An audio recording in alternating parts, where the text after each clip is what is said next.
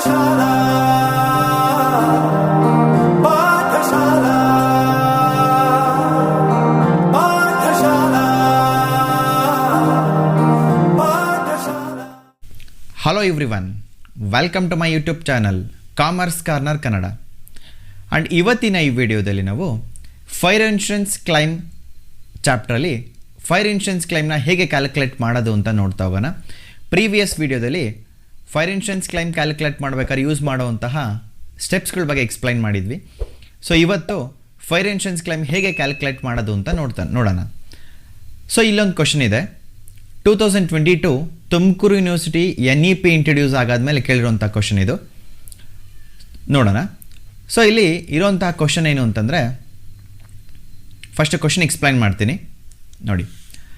The premises of Karnataka traders caught by a fire on 1/10/2021. So date it is very important.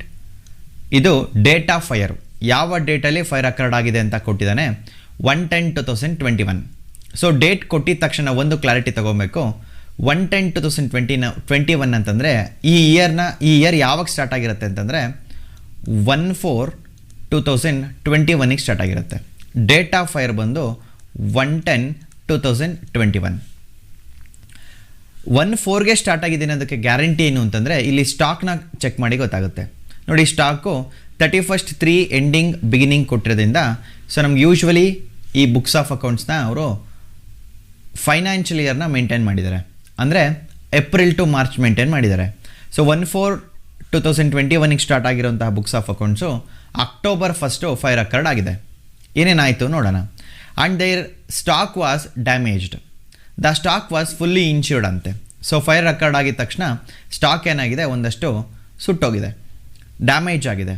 So stock ಏನಾಗಿತ್ತಂತೆ, insured ಆಗಿತ್ತಂತೆ, ಅಂದರೆ ಆ ಒಂದು business unit fire insurance ಪಾಲಿಸಿನ ತಗೊಂಡಿತ್ತು. The following concern has made the accounts up to 31st March every year. And ಇಲ್ಲೂ ಸಹ books of accounts ending ಡೇಟ್ನ ಕೊಟ್ಟಿದ್ದಾನೆ. The following information is available. ಏನೇನಿದೆ, ಸ್ಟಾಕ್ ಆನ್ 31/3/2020. ಸೊ ನಾನು ಪ್ರೀವಿಯಸ್ ವಿಡಿಯೋದಲ್ಲಿ ಹೇಳಿದ್ದೆ ನಿಮಗೆ, ನಮಗೆ ಇಲ್ಲಿ ಬುಕ್ಸ್ ಆಫ್ ಅಕೌಂಟ್ಸು 2 ವರ್ಷದ ಇನ್ಫಾರ್ಮೇಷನ್ನ ಕೊಡ್ತಾನೆ. ಅಂದರೆ ಒಂದು ಕರೆಂಟ್ ಇಯರ್ದು, ಇನ್ನೊಂದು ಪ್ರೀವಿಯಸ್ ಇಯರು. ಕರೆಂಟ್ ಇಯರ್ ಅಂತಂದರೆ ಯಾವ ಡೇಟಲ್ಲಿ ಫೈರ್ ಅಕರ್ಡ್ ಆಗಿರುತ್ತಲ್ಲ ಅದು ಕರೆಂಟ್ ಇಯರು. ಅದರದ್ದು ಹಿಂದಿನ ವರ್ಷನ ನಾವು ಪ್ರೀವಿಯಸ್ ಇಯರ್ ಅಂತ ಕರಿತೀವಿ. ಇಲ್ಲಿ ಫೈರ್ ಅಕರ್ಡ್ ಆಗಿರೋದು 2021. ಪ್ರೀವಿಯಸ್ ಇಯರ್ ಅಂತಂದರೆ 2020-21. ಇದು ಕರೆಂಟ್ ಇಯರ್ ಬಂದು 2021-22.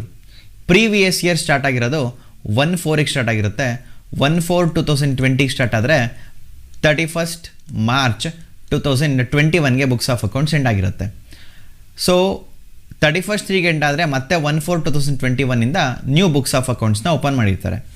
ಸೊ ಇಲ್ಲಿ ಸ್ಟಾಕ್ ಇರೋವಂಥದ್ದೇನು, ಸ್ಟಾಕ್ ಆನ್ 31/3/2020 ಅಂದರೆ ಪ್ರೀವಿಯಸ್ ಇಯರ್ನ ಓಪನಿಂಗ್ ಸ್ಟಾಕ್ ಇದು. 31/3 ಅಂತಂದರೆ ಅದು ನೆಕ್ಸ್ಟ್ ಡೇನೇ ಬುಕ್ಸ್ ಆಫ್ ಅಕೌಂಟ್ ಸ್ಟಾರ್ಟ್ ಆಗಿರೋದು. ಸೊ ಬಿಫೋರ್ ಪ್ರೀವಿಯಸ್ ಇಯರ್ನ ಕ್ಲೋಸಿಂಗ್ ಸ್ಟಾಕ್ ಇದು, ಅಂದಮೇಲೆ ಪ್ರೀವಿಯಸ್ ಇಯರ್ಗೆ ಓಪನಿಂಗ್ ಸ್ಟಾಕ್ ಆಗಿರುತ್ತೆ. Next stock on 31/3/2021. So previous ಇಯರ್ನ closing stock and also current ಇಯರ್ಗೆ opening stock. Purchases up to 31/3/2021. 31/3/2021 ಅಂತಂದರೆ ಪ್ರೀವಿಯಸ್ ಇಯರ್ನ ಎಂಡಿಂಗ್ ಡೇಟು. ಪ್ರೀವಿಯಸ್ ಇಯರ್ ಎಂಡಿಂಗ್ವರೆಗೂ ನಮಗೆ ಪರ್ಚೇಸ್ ಎಷ್ಟಾಗಿತ್ತು ಅಂತ ಹೇಳಿದ್ದಾನೆ. ಅದಾದಮೇಲೆ ಸೇಲ್ಸ್ ಅಪ್ ಟು 31/3/2021. ಪ್ರೀವಿಯಸ್ ಇಯರ್ನ ಎಂಡಿಂಗ್ವರೆಗೂ ಎಷ್ಟು ಸೇಲ್ಸ್ ಆಗಿತ್ತು ಅನ್ನೋ ಇನ್ಫಾರ್ಮೇಷನ್ ನಮಗೆ ಇಲ್ಲಿ ಕೊಟ್ಟಿದ್ದಾರೆ. Purchases from 1/4/2021 to the date of fire. ಅಂದರೆ ಇದು ಕರೆಂಟ್ ಇಯರ್ನ ಪರ್ಚೇಸಸ್ಸು. ಕರೆಂಟ್ ಇಯರು 1/4 ಅಂತಂದರೆ ಕರೆಂಟ್ ಇಯರ್ ಓಪನಿಂಗ್ ಡೇಟ್ ಇದು. ಡೇಟ್ ಆಫ್ ಫೈರ್ವರೆಗೂ ಟೋಟಲ್ ಎಷ್ಟು ಪರ್ಚೇಸಸ್ ಆಗಿತ್ತು ಅಂತ ಹೇಳಿದ್ದಾರೆ. Sales from 1/4/2021 to date of fire, ಇದು ಅಷ್ಟೇ ಕರೆಂಟ್ ಇಯರ್ನ ಸೇಲ್ಸ್ ಕೊಟ್ಟಿದ್ದಾನೆ. ಸೊ ಪ್ರೀವಿಯಸ್ ಇಯರ್ದು ಸ್ಟಾಕ್ಗಳು, ಪರ್ಚೇಸಸ್ಸು, ಸೇಲ್ಸ್ ಕೊಟ್ಟಿದ್ದಾನೆ. ಕರೆಂಟ್ ಇಯರ್ದು ಪರ್ಚೇಸಸ್ಸು, ಸೇಲ್ಸ್ ಕೊಟ್ಟಿದ್ದಾರೆ. ಒಂದೆನ್ಪಿರಲಿ, ಸ್ಟಾಕ್ ಟ್ರೀಟ್ ಮಾಡ್ಬೇಕಾದ್ರೆ 1 ಇಯರ್ನ ಕ್ಲೋಸಿಂಗ್ ಸ್ಟಾಕು ನೆಕ್ಸ್ಟ್ ಇಯರ್ಗೆ ಓಪನಿಂಗ್ ಸ್ಟಾಕ್ ಆಗುತ್ತೆ. ಆ ಲಾಜಿಕ್ ಇಲ್ಲಿ ಅಪ್ಲೈ ಮಾಡಬೇಕು. ಇದ್ರ ಜೊತೆ ಒಂದಷ್ಟು ಅಡಿಷ್ನಲ್ ಇನ್ಫಾರ್ಮೇಷನ್ ಕೊಟ್ಟಿದ್ದಾನೆ. ಏನೇನಿದೆ ನೋಡ್ತಾ ಬರೋಣ. ಇನ್ ಜುಲೈ 2021, ಸೊ ಡೇಟ್ನ ರೌಂಡ್ ಅಪ್ ಮಾಡೋಣ. ಜುಲೈ 2021 ಅಂತಂದರೆ ಕರೆಂಟ್ ಇಯರಿಗೆ ಸಂಬಂಧಪಟ್ಟಿದ್ದು. ಏನಾಗಿದೆಯಂತೆ, goods costing rupees 15,000 were given away for advertisement purpose. So advertisement ಆಗಲಿ ಅನ್ನೋ ಕಾರಣಕ್ಕೋಸ್ಕರ ಫ್ರೀ ಸ್ಯಾಂಪಲ್ ಕೊಟ್ಟಿದ್ದಾರೆ. ಸೊ ಫ್ರೀ ಸ್ಯಾಂಪಲ್ ಆಗಿ ಕೊಟ್ಟಿರೋಂತಹ ಕಾಸ್ಟ್ ಬಂದು 15,000 ರುಪೀಸ್. ಇದನ್ನು ನಾವು ಮೈನಸ್ ಫ್ರಮ್ ಪರ್ಚೇಸಸ್, ಕರೆಂಟ್ ಇಯರ್ನ ಪರ್ಚೇಸಸ್ಸಲ್ಲಿ ನಾವು ಇದನ್ನು ಡಿಡಕ್ಟ್ ಮಾಡಬೇಕು. ಅಂದರೆ ಫ್ರೀ ಸ್ಯಾಂಪಲ್ ಆಗಿ ಕೊಟ್ಟಿದ್ದಾರೆ ಅಂತಂದರೆ ಪರ್ಚೇಸ್ ಮಾಡಿರೋಂಥ ಅಷ್ಟು ಗೂಡ್ಸಲ್ಲಿ ಒಂದು 15,000 ರುಪೀಸ್ ಕಾಸ್ಟು ನಮಗೆ ಎಂಟ್ರಿ ಇರಲ್ಲ. ನೋಡಿ, no entry being made in the books, entry ಇಲ್ಲ, ನಾವು ಅದನ್ನು ಟ್ರೀಟ್ ಮಾಡಬೇಕು. ಇದು ಒಂದು adjustment. Next during the year 2021-22 ಅಂದರೆ ಕರೆಂಟ್ ಇಯರು 2021-22 ಬಂದು current year. A clerk had misappropriated cash sales rupees 5,000. ನಮ್ಮ ಕ್ಲರ್ಕು ಮಿಸ್ಅಪ್ರಾಪ್ರಿಯೇಟೆಡ್ ಕ್ಯಾಶ್ ಸೇಲ್ಸ್ನ ಮಾಡಿದ್ದಾರೆ. ಸೊ ಕ್ಯಾಶ್ ಸೇಲ್ಸ್ ಆಗಿರುತ್ತೆ, ಅವರು ರೆಕಾರ್ಡ್ ಮಾಡಿಲ್ಲ. ಕರೆಕ್ಟಾ? ಅದನ್ನು ಮಿಸ್ಅಪ್ರಾಪ್ರಿಯೇಟೆಡ್ ಅಥವಾ ಮಿಸ್ಯೂಸ್ ಆಗಿದೆ ಅಂತ ಅನ್ಬೋದು.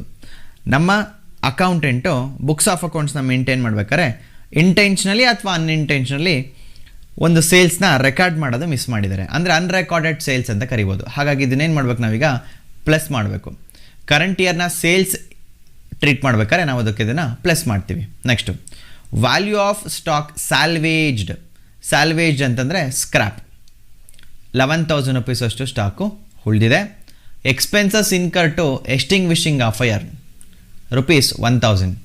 ಫೈರ್ ಅಕಾರ್ಡ್ ಆದಮೇಲೆ ಆ ಫೈರ್ನ ಆರ್ಸೋಕ್ಕೆ ಅಂದರೆ ಎಸ್ಟಿಂಗ್ವಿಷ್ ಮಾಡೋಕ್ಕೆ 1,000 ರುಪೀಸ್ ಖರ್ಚು ಮಾಡಿದ್ದಾರೆ. ಇವೆರಡನ್ನು ಯಾವುದು ಸ್ಯಾಲ್ವೇಜ್ ವ್ಯಾಲ್ಯೂ ಅಥವಾ ಸ್ಕ್ರಾಪ್ ವ್ಯಾಲ್ಯೂ ಮತ್ತು ಈ ಕಾಸ್ಟ್ ಆಫ್ ಎಸ್ಟಿಂಗ್ವಿಷಿಂಗ್ ಆ ಫೈರ್, ಇವೆರಡನ್ನು ನಾವು ಆ್ಯಕ್ಚುಯಲ್ ಲಾಸ್ ಕ್ಯಾಲ್ಕುಲೇಟ್ ಮಾಡ್ಬೇಕಾದ್ರೆ ನಾವು ಇದನ್ನು ಟ್ರೀಟ್ ಮಾಡ್ತೀವಿ. ಸೊ ಇದಿಷ್ಟು ಕ್ವಶನ್ನ ಇನ್ಫಾರ್ಮೇಷನ್. ನಾವೇನು ಮಾಡಬೇಕಂತೆ, from the above information prepare a statement showing the insurance claim for the loss of stock. ಎಷ್ಟು ಸ್ಟಾಕು ಸುಟ್ಟೋಗಿದೆಯೋ ಅದಕ್ಕೆ ಎಷ್ಟು ಕ್ಲೈಮ್ ಮಾಡಬೇಕು ಅನ್ನೋದನ್ನು ಕ್ಯಾಲ್ಕುಲೇಟ್ ಮಾಡಿಬಿಟ್ಟು ಹೇಳಿ ಅಂತ ಹೇಳಿದ್ದಾರೆ. ಅಂದರೆ ಕ್ಯಾಲ್ಕುಲೇಷನ್ ಆಫ್ ಇನ್ಶೂರೆನ್ಸ್ ಕ್ಲೈಮ್, ಇದನ್ನು ನಾವೀಗ ಮಾಡಬೇಕು. ಸೊ ಪ್ರೀವಿಯಸ್ ವೀಡಿಯೋದಲ್ಲಿ ಹೇಳಿದಾಗೆ ಸ್ಟೆಪ್ ನಂಬರ್ 1 ಬಂದು trading account, preparation of trading account. ನಾವು ಇವಾಗ ಇದರಲ್ಲಿ ಟ್ರೇಡಿಂಗ್ ಅಕೌಂಟ್ನ ಪ್ರಿಪೇರ್ ಮಾಡಬೇಕು. ಸೊ ಈಗ ಟ್ರೇಡಿಂಗ್ ಅಕೌಂಟ್ ನಾವು ಪ್ರಿಪೇರ್ ಮಾಡೋದು ಯಾವ ಇಯರ್ಗೆ, ಪ್ರೀವಿಯಸ್ ಇಯರ್ಗೆ. ಪ್ರೀವಿಯಸ್ ಇಯರ್ನ ಇನ್ಫಾರ್ಮೇಷನ್ನ ಬಳಸ್ಕೊಂಡು ಟ್ರೇಡಿಂಗ್ ಅಕೌಂಟ್ ಪ್ರಿಪೇರ್ ಮಾಡ್ತೀವಿ. ಅವಾಗ ಗ್ರಾಸ್ ಪ್ರಾಫಿಟ್ ಬ್ಯಾಲೆನ್ಸಿಂಗ್ ಫಿಗರ್ ಬರುತ್ತೆ. ಸೊ ನೋಡೋಣ ನಮಗೇನೇನಿದೆ ಇಲ್ಲಿ. ಒಂದು ಓಪನಿಂಗ್ ಸ್ಟಾಕ್ ಕೊಟ್ಟಿದ್ದಾರೆ ನೋಡಿ. ಪ್ರೀವಿಯಸ್ ಇಯರ್ದು ಇನ್ಫಾರ್ಮೇಷನ್ ಏನಿದೆ ನಮಗೆ ಇಲ್ಲಿ 2 ಸ್ಟಾಕ್ ಇದೆ. ಒಂದು opening stock, closing stock, purchases ಮತ್ತು ಸೇಲ್ಸ್ ಇದೆ. ಇದಿಷ್ಟೇ ನಮಗೆ ಪ್ರೀವಿಯಸ್ ಇಯರ್ ಇನ್ಫಾರ್ಮೇಷನ್ ಇರೋವಂಥದ್ದು. ಸೊ ಈಗ ಪೋಸ್ಟಿಂಗ್ ಸ್ಟಾರ್ಟ್ ಮಾಡೋಣ. ಫಸ್ಟು ನಮಗೆ ಓಪನಿಂಗ್ ಸ್ಟಾಕ್ ಇದೆ. ಓಪನಿಂಗ್ ಸ್ಟಾಕ್ ಬಂದು ನಾವು ಟ್ರೇಡಿಂಗ್ ಅಕೌಂಟಲ್ಲಿ ಡೆಬಿಟ್ ಸೈಡಲ್ಲಿ ನಾವು ಅದನ್ನು ಪೋಸ್ಟ್ ಮಾಡಬೇಕಾಗಿ ಬರುತ್ತೆ. ಡೆಬಿಟ್ ಸೈಡ್ ಪೋಸ್ಟ್ ಮಾಡೋಣ. To opening stock. Fine. Opening stock ಎಷ್ಟಿದೆ, 96,140 ರುಪೀಸ್ ಇದೆ. ಓಪನಿಂಗ್ ಸ್ಟಾಕ್ ಬಂದು 96,140 ರುಪೀಸ್ ಇದೆ. ಫೈನ್. ಅದಾದಮೇಲೆ ಸ್ಟಾಕ್ ಆನ್ 31/8/2021 ಅಂದರೆ ಪ್ರೀವಿಯಸ್ ಇಯರ್ನ ಕ್ಲೋಸಿಂಗ್ ಸ್ಟಾಕ್ ಕೊಟ್ಟಿದ್ದಾರೆ. ಕ್ಲೋಸಿಂಗ್ ಸ್ಟಾಕ್ ನಾವು ಕ್ರೆಡಿಟ್ ಸೈಡಲ್ಲಿ ಹಾಕಬೇಕು. ಹಾಕೋಣ. By closing stock.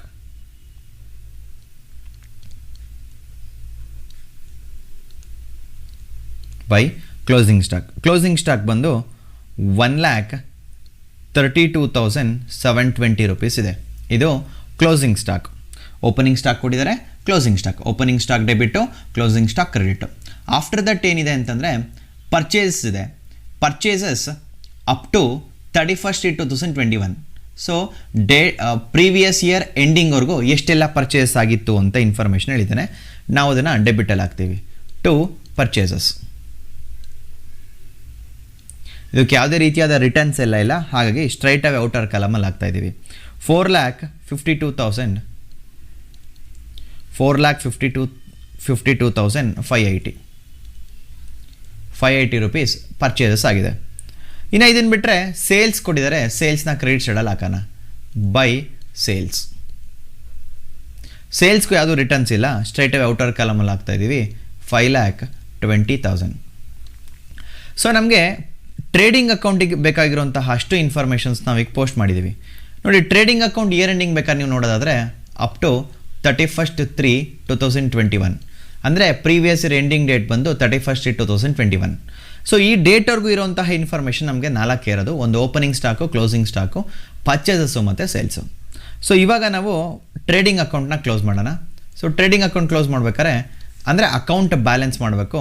Debit side ಮತ್ತು ಕ್ರೆಡಿಟ್ ಸೈಡ್ ಕ್ಯಾಲ್ಕುಲೇಷನ್ ನೋಡೋದಾದರೆ ನಮಗೆ ಕ್ರೆಡಿಟ್ ಸೈಡ್ ಹೈಯೆಸ್ಟ್ ಇದೆ. ಕ್ರೆಡಿಟ್ ಸೈಡ್ ಹೈಯೆಸ್ಟ್ ಎಷ್ಟಿದೆ ಅಂತ ನೋಡೋಣ. ಸೊ ಟೋಟಲ್ ಮಾಡಿದ್ರೆ ನಮಗೆ 6,52,720 ರೂಪೀಸ್ ಆಗುತ್ತೆ. ಸೊ 1,32,720 ಪ್ಲಸ್ 5,20 ಮಾಡಿದ್ರೆ 6,52,720 ರೂಪೀಸ್ ಆಗುತ್ತೆ. ಸೇಮ್ ಅಮೌಂಟು ಡೆಬಿಟ್ ಸೈಡಲ್ಲಿ ಕಾಪಿ ಮಾಡೋಣ. 6,52,720 ರೂಪೀಸ್ ಆಯಿತು. ಸೊ ಈ 6,52,720ಲಿ ಈ ಓಪನಿಂಗ್ ಸ್ಟಾಕು ಮತ್ತು ಪರ್ಚೇಸ್ನ ಮೈನಸ್ ಮಾಡಿದ್ರೆ ನಮಗೆ ಗ್ರಾಸ್ ಪ್ರಾಫಿಟ್ ಬರುತ್ತೆ.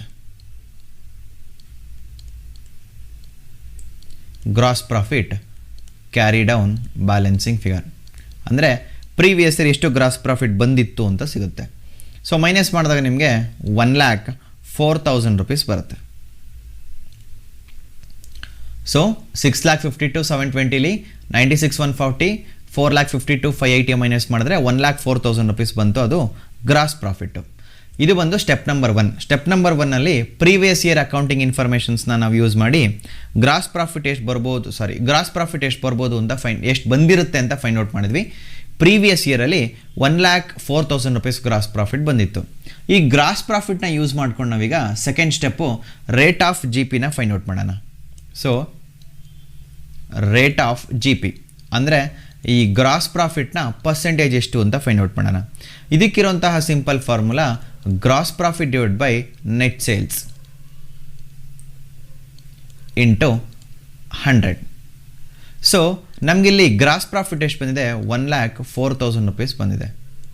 ಡಿವೈಡೆಡ್ ಬೈ ನೆಟ್ ಸೇಲ್ಸ್ ಬಂದು 5,20,000 ರೂಪೀಸ್ ಬಂದಿದೆ ಇಂಟು 100. ಸೊ ಕ್ಯಾಲ್ಕುಲೇಷನ್ ಮಾಡಿದಾಗ ನಮಗೆ ಅಪ್ರಾಕ್ಸಿಮೇಟ್ಲಿ 20% ಬರುತ್ತೆ.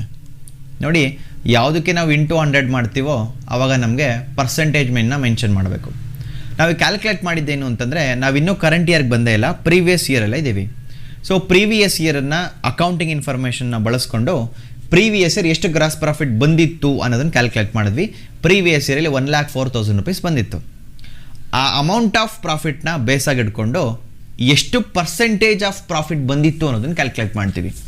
ನೀವು ಹೆಂಗೆ ನಿಮ್ಮ ಎಕ್ಸಾಮಿನೇಷನ್ ರಿಸಲ್ಟ್ಸ್ನ ಪರ್ಸೆಂಟೇಜ್ ಕ್ಯಾಲ್ಕುಲೇಟ್ ಮಾಡ್ತೀರೋ ಸೇಮ್ ಗ್ರಾಸ್ ಪ್ರಾಫಿಟ್ ಬಂದಿದೆ, ಎಷ್ಟು ಸೇಲ್ಸ್ಗೆ ಫೈಂಡ್ ಔಟ್ ಮಾಡಿದಾಗ ನಮಗೆ 20% gross profit ಬಂದಿತ್ತಂತೆ previous year.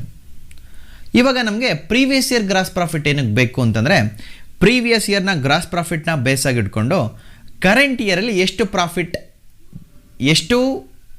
Gross profit ಎಷ್ಟು percentage of gross profit year ಬರುತ್ತೆ ಅಂತ ಒಂದು ಎಕ್ಸ್ಪೆಕ್ಟೆಡ್ ಗ್ರಾಸ್ ಪ್ರಾಫಿಟ್ನ ಫೈಂಡ್ ಔಟ್ ಮಾಡೋಕ್ಕೆ ಪ್ರೀವಿಯಸ್ ಇಯರ್ನ ಬೇಸಾಗಿ ಇಟ್ಕೊತೀವಿ. ಫೈನ್. ಸೊ ಇವಾಗ ಪ್ರೀವಿಯಸ್ ಇಯರ್ ಗ್ರಾಸ್ ಪ್ರಾಫಿಟ್ ನಮ್ಮ ಕ್ಯಾಲ್ಕುಲೇಷನ್ ಪ್ರಕಾರ 20% ಬಂದಿದೆ. ಸೊ ಆಫ್ಟರ್ ದಟ್ ನಾವು ಮೆಮೊರಂಡಮ್ ಟ್ರೇಡಿಂಗ್ ಅಕೌಂಟ್ನ ಪ್ರಿಪೇರ್ ಮಾಡಬೇಕು. ನಾವು ಯೂಶ್ವಲಿ ಟ್ರೇಡಿಂಗ್ ಅಕೌಂಟ್ ಪ್ರಿಪೇರ್ ಮಾಡೋದು ಎಂಡಿಂಗ್ ಇಯರಲ್ಲಿ. ಬಟ್ ನಮಗೆ ಈ ಥರ ಸಿಚುಯೇಷನ್ಸ್ ಇಲ್ಲ, ಅಂದರೆ ಫೈರ್ ಅಕರ್ಡ್ ಆಗಿಬಿಟ್ಟಿದೆ. ಫೈರ್ ಅಕರ್ಡ್ ಆಗಿರೋ ಡೇಟ್ಗೆ ನಮಗೆ ಗ್ರಾಸ್ ಪ್ರಾಫಿಟ್ ಎಷ್ಟು ಬಂತು ಅಂತ ಫೈಂಡ್ ಔಟ್ ಮಾಡೋಕ್ಕೋಸ್ಕರ ನಾವು ಮೆಮೊರಂಡಮ್ ಟ್ರೇಡಿಂಗ್ ಅಕೌಂಟ್ನ ಪ್ರಿಪೇರ್ ಮಾಡ್ತೀವಿ. ಮೆಮೊರಂಡಮ್ ಟ್ರೇಡಿಂಗ್ ಅಕೌಂಟಲ್ಲಿ ಗ್ರಾಸ್ ಪ್ರಾಫಿಟ್ನ ಬ್ಯಾಲೆನ್ಸಿಂಗ್ ಫಿಗರ್ ಆಗಿ ತೊಗೊಳಲ್ಲ, ಗ್ರಾಸ್ ಪ್ರಾಫಿಟ್ನ ನಾವೇ ಕ್ಯಾಲ್ಕುಲೇಷನ್ ಮಾಡಾಕ್ತೀವಿ. ಬಟ್ ಕ್ಲೋಸಿಂಗ್ ಸ್ಟಾಕ್ ನಮಗಿಲ್ಲಿ ಬ್ಯಾಲೆನ್ಸಿಂಗ್ ಫಿಗರ್ ಆಗುತ್ತೆ. ಕ್ಲೋಸಿಂಗ್ ಸ್ಟಾಕ್ ಅಂತಂದರೆ ಆ ಫೈರ್ ಅಕರ್ಡ್ ಆಗಿರೋ ಡೇಟ್ಗೆ ಎಷ್ಟು ಸ್ಟಾಕ್ ಇತ್ತು ಅಂತ ನಮಗಿಲ್ಲಿ ಫೈಂಡ್ ಔಟ್ ಆಗುತ್ತೆ ಈಸಿಯಾಗಿ. ಸೊ ಫಸ್ಟು ನಾವು ಡೆಬಿಟಿಂದ ಸ್ಟಾರ್ಟ್ ಮಾಡ್ತೀವಿ ಟು ಓಪನಿಂಗ್ ಸ್ಟಾಕ್.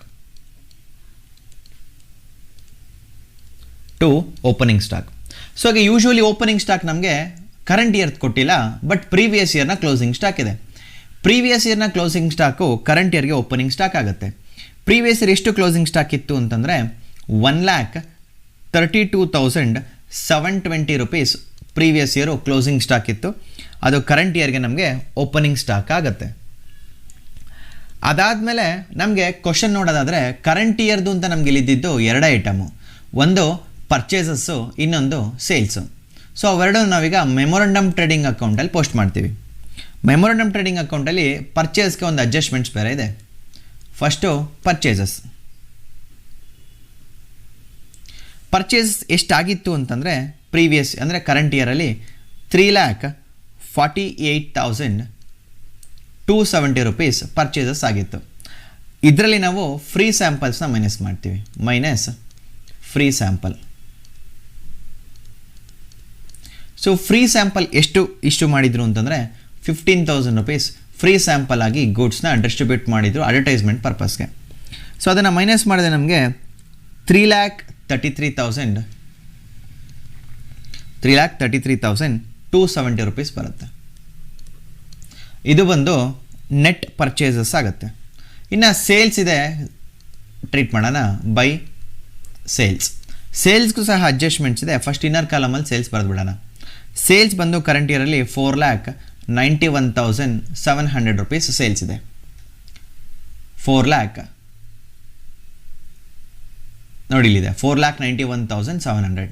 ಸೊ ಈ ಸೇಲ್ಸ್ಗೆ ಅಡ್ಜಸ್ಟ್ಮೆಂಟ್ಸ್ ಏನಂತ ಇದೆ ಅಂತಂದರೆ, during the year 2021-21 a clerk had misappropriated cash sales ಅಂತೆ. ಕ್ಯಾಶ್ ಸೇಲ್ಸ್ನ ಆಗಿದೆ ಬಟ್ ಮಿಸ್ ಮಾಡಿದ್ದಾರೆ, ಅದನ್ನು ನಾವೀಗ ಪ್ಲಸ್ ಮಾಡಬೇಕು. ಪ್ಲಸ್ ಅನ್ರೆಕಾರ್ಡೆಡ್ ಅಂತ ಬೇಕಾದ್ರೆ ತೋರಿಸೋಣ. ಕ್ಯಾಶ್ ಸೇಲ್ಸ್ ಆಗಿ ರೆಕಾರ್ಡ್ ಆಗಿಲ್ಲ, ಅದ್ರದ್ದು ವ್ಯಾಲ್ಯೂ ಬಂದು 5,000 ರೂಪೀಸ್ ಇದೆ. ಪ್ಲಸ್ ಮಾಡಿದ್ರೆ ನಮಗೆ 4,96,700 ರೂಪೀಸ್ ಸೇಲ್ಸ್ ಆಗಿದೆ. ಕ್ಲಿಯರ್? ಓಪನಿಂಗ್ ಸ್ಟಾಕ್ ಆಯಿತು, ಪರ್ಚೇಸಸ್ ಆಯಿತು, ಸೇಲ್ಸ್ ಆಯಿತು. ನಮಗೆ ಕರೆಂಟ್ ಇಯರ್ದು ಪರ್ಚೇಸಸ್ ಸೇಲ್ಸ್ ಬಿಟ್ಟರೆ ಬೇರೆ ಏನೇನು ಇನ್ಫಾರ್ಮೇಷನ್ ಇಲ್ಲ. ಸೊ ಈಗ ಓಪನಿಂಗ್ ಸ್ಟಾಕ್ ಸಿಕ್ತು, ಕ್ಲೋಸಿಂಗ್ ಸ್ಟಾಕ್ನು ಬ್ಯಾಲೆನ್ಸಿಂಗ್ ಫಿಗರ್ ಆಗುತ್ತೆ. ಸೊ ಈಗ ಫಸ್ಟು ಗ್ರಾಸ್ ಪ್ರಾಫಿಟ್ ಹಾಕ್ಬಿಡೋಣ. To gross profit.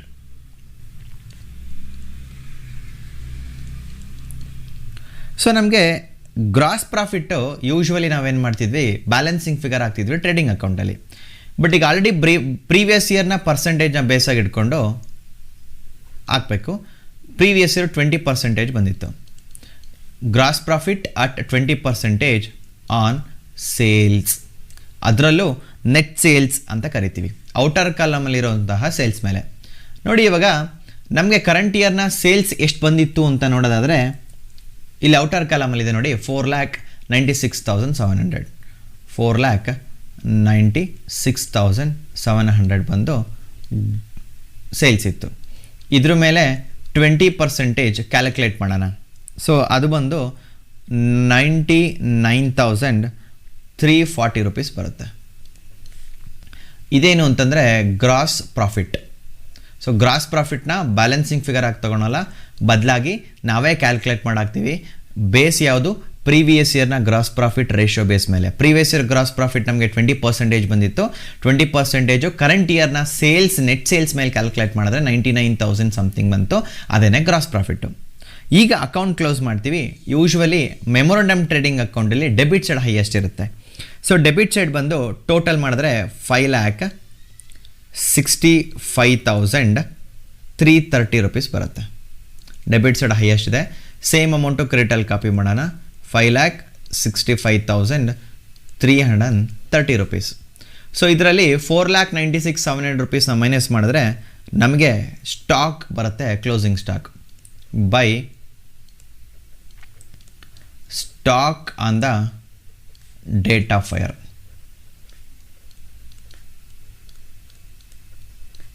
Balancing figure.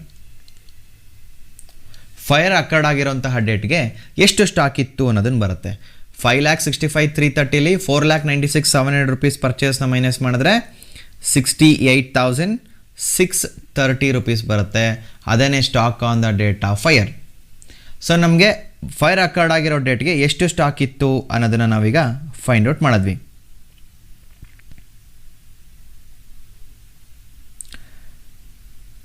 So ಇವಾಗ ಇದನ್ನು ಬೇಸಾಗಿ ಇಟ್ಕೊಂಡು ನಾವು ನೆಕ್ಸ್ಟ್ ಸ್ಟೆಪ್ಗೆ ಹೋಗಬೇಕು. Step number 4. ಸ್ಟೆಪ್ ನಂಬರ್ 4 ಬಂದು actual loss.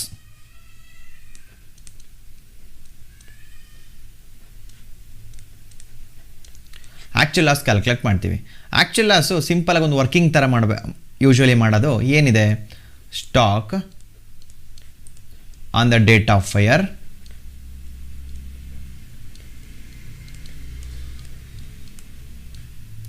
Stock on the date of fire ಎಷ್ಟು ಬಂತು ಇವಾಗೇನು ಕ್ಯಾಲ್ಕುಲೇಟ್ ಮಾಡಿದ್ವಲ್ಲ ನೋಡಿ, ಇಲ್ಲೇ ಇದೆ, ಮೇಲ್ಗಡೆ ಇದೆ 68,000 68,630. ಸೊ ಇದರಲ್ಲಿ ಸ್ಯಾಲ್ವೇಜ್ನ ನಾವು ಮೈನಸ್ ಮಾಡಬೇಕು. ಇದರಲ್ಲಿದೆ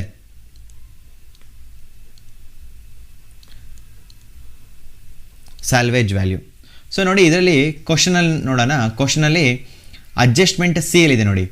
value of stock salvage rupees 11,000, expenses incur to extinguishing of fire 1,000. ಒಂದನ್ನು ಮೈನಸ್ಸು ಒಂದನ್ನು ಪ್ಲಸ್ಸು. ಇದೆಲ್ಲ ಸ್ಟೆಪ್ಸಲ್ಲಿ ಆಲ್ರೆಡಿ ಎಕ್ಸ್ಪ್ಲೈನ್ ಮಾಡಿದ್ದೀನಿ. ಸ್ಯಾಲ್ವೇಜ್ ವ್ಯಾಲ್ಯೂ ಬಂದು 11,000 ರುಪೀಸ್ ಇದೆ, ಮೈನಸ್ 11,000. ಇದಕ್ಕೆ plus cost of extinguishing of fire, cost of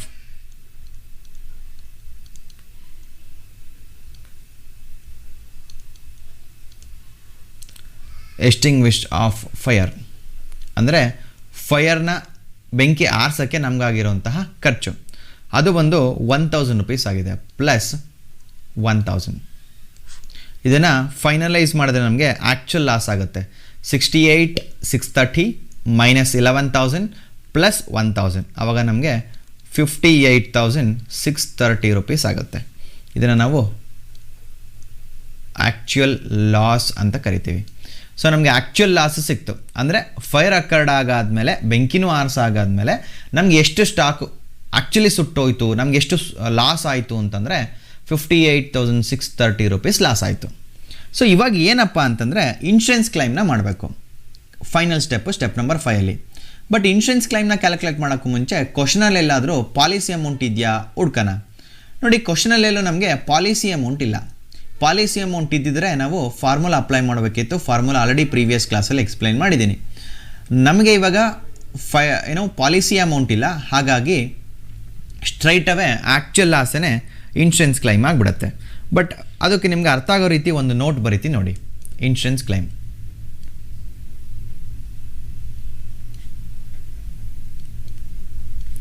insurance claim ಏನಾಯಿತು? In this problem,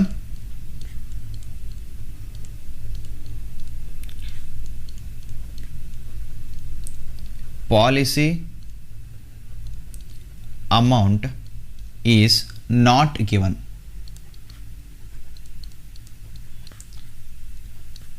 So actual loss itself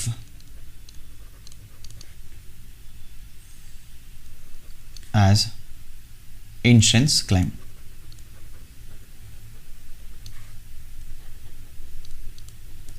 so ನಮಗೆ